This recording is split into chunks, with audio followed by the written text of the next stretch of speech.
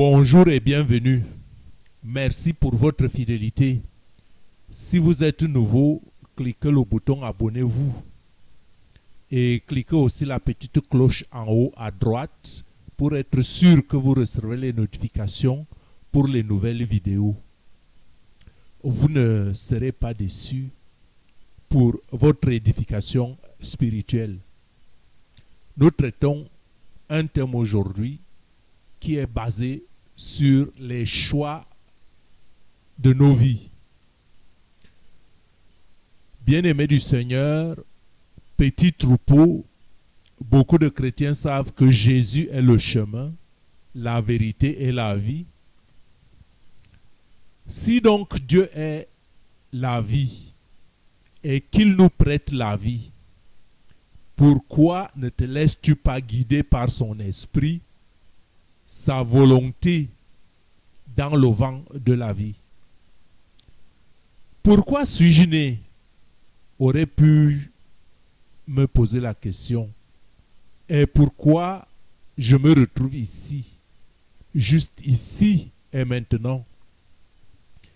Il y a une bonne raison à cela. Laquelle? Quelle est ma mission dans cette vie? Si Dieu est la rivière de la vie, et nous, un navigateur de la vie sans moteur, sans pédale, sans moyen de nous diriger, bref, sans résistance à la voie, sans résistance à la loi, sans résistance au commandement, sans résistance à la volonté de Dieu, alors en ce moment, vous reposez tranquillement sur la rivière de la vie et vous vous mouvez et vous demeurez dans son courant. Vous n'aurez pas besoin de vous préoccuper avec résistance de la direction dans laquelle votre vie prend, car demeurer en Dieu vous rassure et vous donne le confort et la paix de savoir que vous êtes toujours entre ses mains, sous sa protection. Que 1000 tombent à ton côté et 10 000 à ta droite, tu ne seras pas atteint. De tes yeux seulement, tu regarderas et tu verras la rétribution des méchants, car tu fais de l'Éternel ton refuge. Ô Éternel, tu fais du Très-Haut ta retraite, et alors il te conduira là où il le souhaite, là où il souhaite que tu ailles, si seulement nous avions la foi. Si seulement nous avions cette foi-là. Eh bien, quand je dis ça, vous penserez peut-être que c'est un poème, hein, c'est un récit poétique. Mais non, c'est une réalité. Et ça devrait être la réalité de nos vies. Ça devrait être la réalité de la vie d'un chrétien. Mais le plus souvent, est-ce que nous avons même cette foi-là devant les épreuves? Puisque vous vous dites maintenant que 1000 tombent à mes côtés et 10 000 à ma droite, je ne serai pas atteint. Vous me direz, j'ai été secoué les dernières années, les dernières semaines, les dernières minutes, je dirais même les dernières secondes, par tant d'événements qui m'ont bouleversé, mais je n'ai pas ressenti la présence de Dieu. C'est vrai, beaucoup d'entre vous se le disent et pensent peut-être que ce que je suis en train de dire ici, ce n'est que des mots. Ce n'est pas vrai. Revenons en arrière et recommençons. Je dis que si Dieu est le courant de la vie, si Dieu est le chemin, la vérité et la vie, ça veut dire que le courant de la vie, c'est Dieu.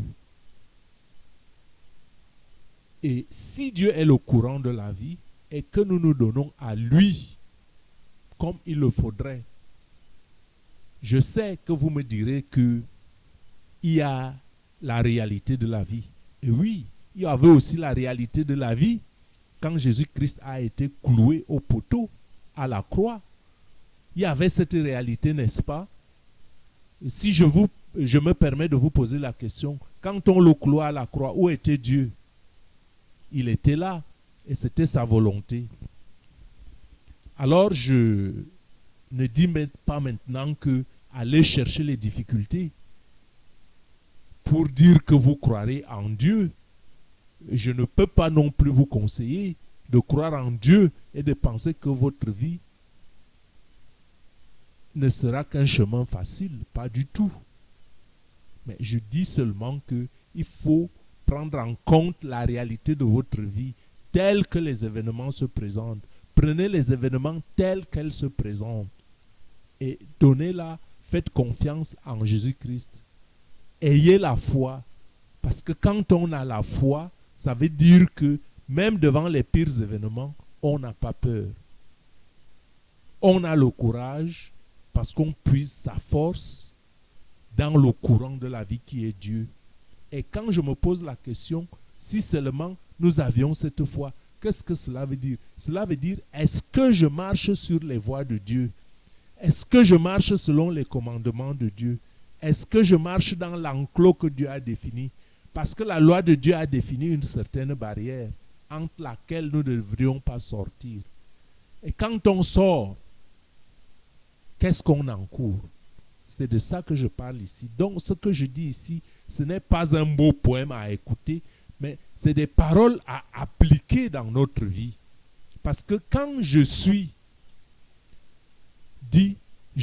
le chemin, je suis le chemin.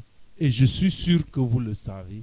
Donc si tu le sais, ne crains donc pas le chemin dans lequel Dieu te conduit.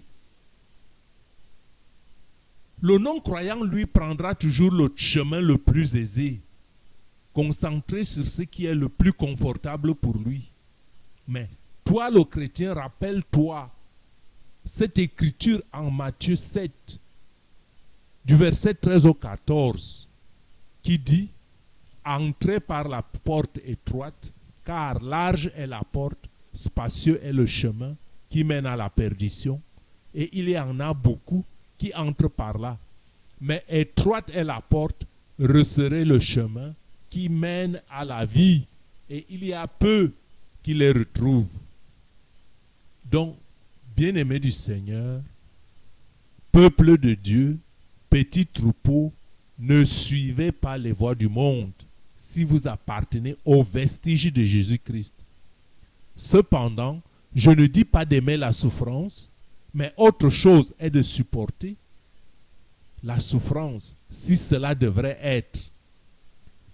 Faites plutôt face avec courage et sans peur, avec endurance et patience aux défis frontaux et des fois aux expériences tumultueuses qui peuvent s'offrir à vous.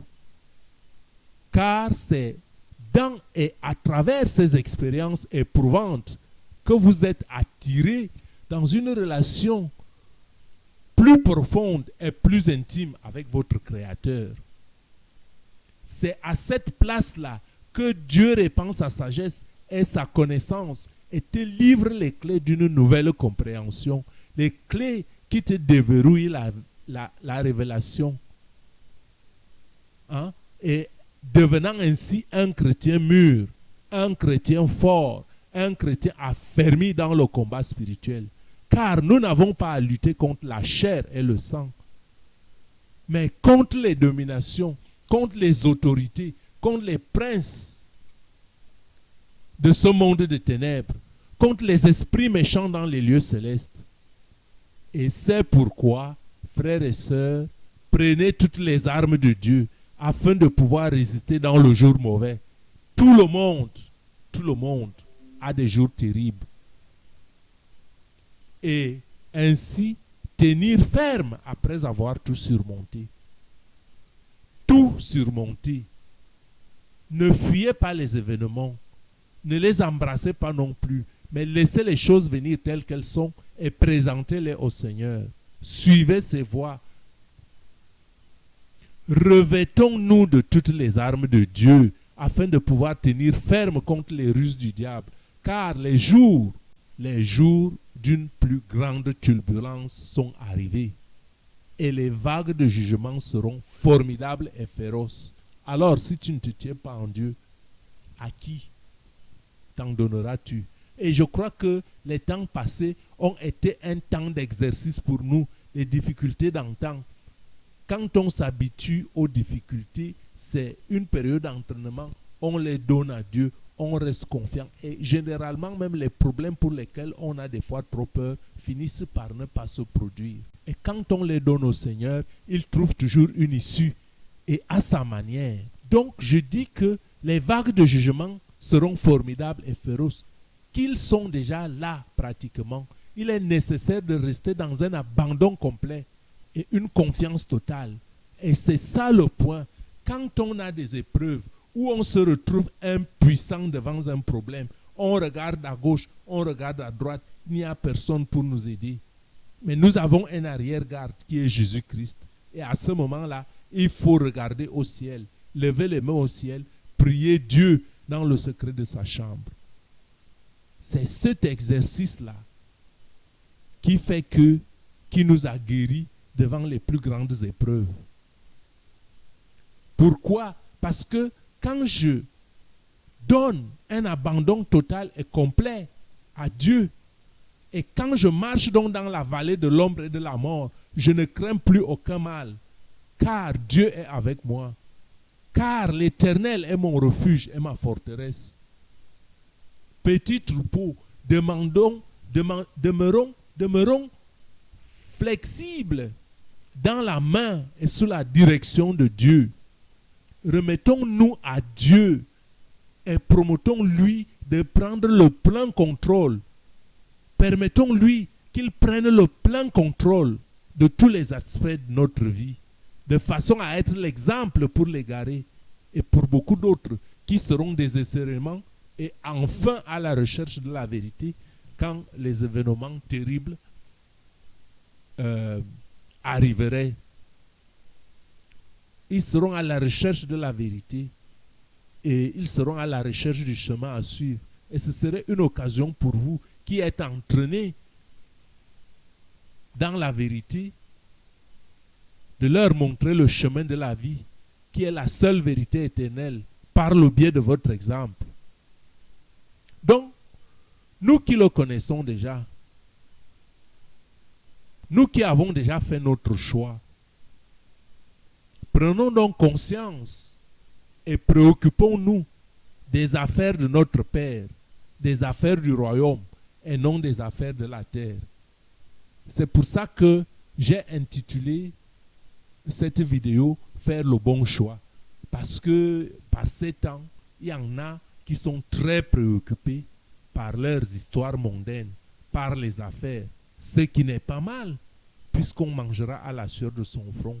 Et je ne vous dis pas maintenant de tout abandonner, mais tout au moins, préoccupons-nous plus, nous qui avons conscience de ce qui vient, des affaires de notre Père. Faites un bon choix. Que Dieu te bénisse dans toutes tes entreprises.